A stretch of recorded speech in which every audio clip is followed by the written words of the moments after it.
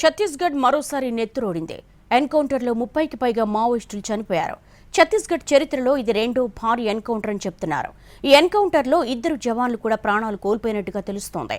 ఘటనా స్థలంలో పెద్ద మొత్తంలో ఆయుధాలు, మందుగుండు సామాగ్రిని పోలీసులు స్వాధీనం చేసుకున్నారు. ఛత్తీస్గఢ్లో మరో భారీ ఎన్కౌంటర్ జరిగింది. ఈ ఘటనలో 30 మందికి పైగా మావోయిస్టులు మృతి చెందారు. పలువురు గాయపడ్డారు. మృతుల సంఖ్య ఇంకా పెరిగే అవకాశముందని సమాచారం.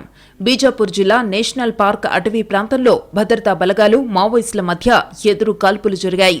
మావోయిస్టుల కోసం డీఆర్జీ, ఎస్టీఎఫ్, కోబ్రా బృందాలు గాలింపు కొనసాగిస్తున్నాయి. ఛత్తీస్గఢ్ చరిత్రలోనే రెండవ భారీ ఎన్కౌంటర్గా దీన్ని పేర్కొంటున్నారు. గతంలో జరిగిన ఎదురు కాల్పుల్లో 41 మంది మావోయిస్టులు మృతి చెందారు. ఈ ఎన్కౌంటర్లో 2 జవాన్లు కూడా ప్రాణాలు కోల్పోయినట్టు తెలుస్తోంది. మరో 2 తీవ్రంగా గాయపడ్డారని వార్తలొస్తున్నాయి. ఘటనా స్థలంలో పెద్ద మొత్తంలో ఆయుధాలు, మందుగుండు సామాగ్రిని పోలీసులు స్వాధీనం చేసుకున్నారు. ఇంకా సర్చ్ ఆపరేషన్ కొనసాగుతోందని ఐజీ తెలిపారు. टीम अभियान के रवाना की गए थे। अभियान के दौरान आज दिनांक 9 फरवरी को प्रातः 8 बजे से अनेक बार माओवादी एवं सुरक्षा बल के बीच में मुठभेड़ हुई। मुठभेड़ के पश्चात इलाके के सर्चिंग में कुल 31 माओवादियों का डेड बॉडी अभी तक रिकवर किए गए थे।